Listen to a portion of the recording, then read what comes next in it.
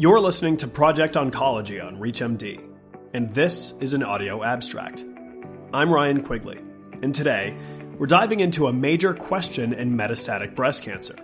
How are patients with brain metastases doing in the modern treatment era?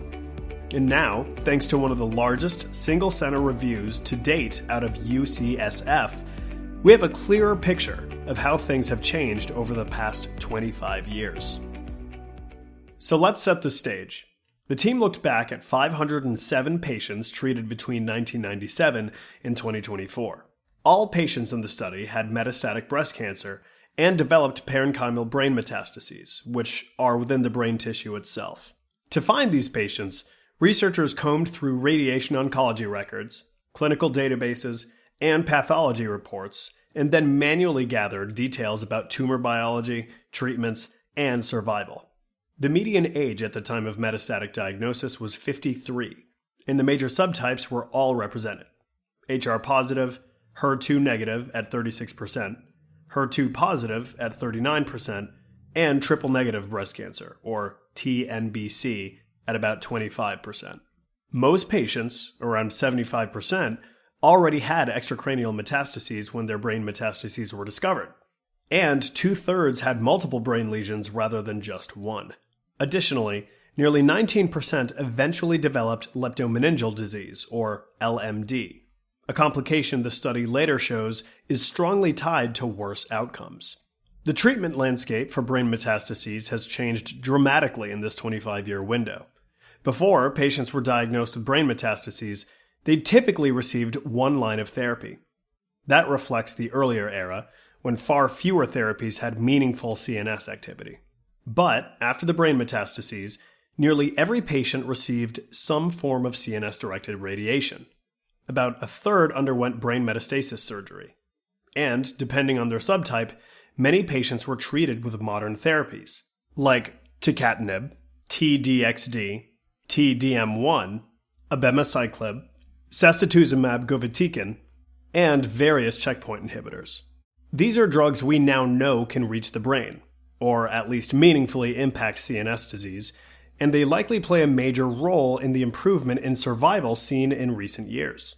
Across the entire cohort, the median real-world overall survival from the time of brain metastasis diagnosis was 21.6 months. But the subtypes tell a much more nuanced story. HER2-positive disease came out on top with a median survival of 31 months. HR-positive, HER2-negative patients lived about 19.6 months. And patients with TNBC had the shortest survival at 12.8 months. But the most compelling part of this study is the comparison between two eras: 1997 to 2014 versus 2015 to 2024. HER2-positive and TNBC patients saw significant survival improvements in the modern era. For HER2-positive, survival jumped from 26.2 months to 41.2 months. For TNBC, it doubled from 7 to 14.9 months.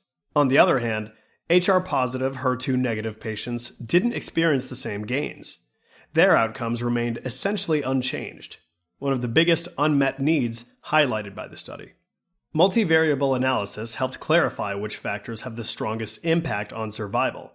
Factors tied to longer survival included having HER2-positive disease, undergoing surgical resection of brain metastases, and being diagnosed after 2014. Factors associated with shorter survival included being diagnosed with TNBC, having 6 to 10 brain metastases, having extracranial metastatic disease, and developing leptomeningeal disease. So what does all this mean? We're seeing real, measurable progress, especially for HER2-positive disease and, more recently, for TNBC. Advances in systemic therapies with CNS activity are making a tangible difference. But for HR-positive, HER2-negative patients with brain metastases, the needle hasn't moved in the same way. And that's a signal loud and clear. This group needs better CNS penetrant strategies and much more attention in therapeutic development. This has been an audio abstract for Project Oncology, and I'm Ryan Quigley. To access this and other episodes in our series, visit reachmd.com, where you can be part of the knowledge. Thanks for listening.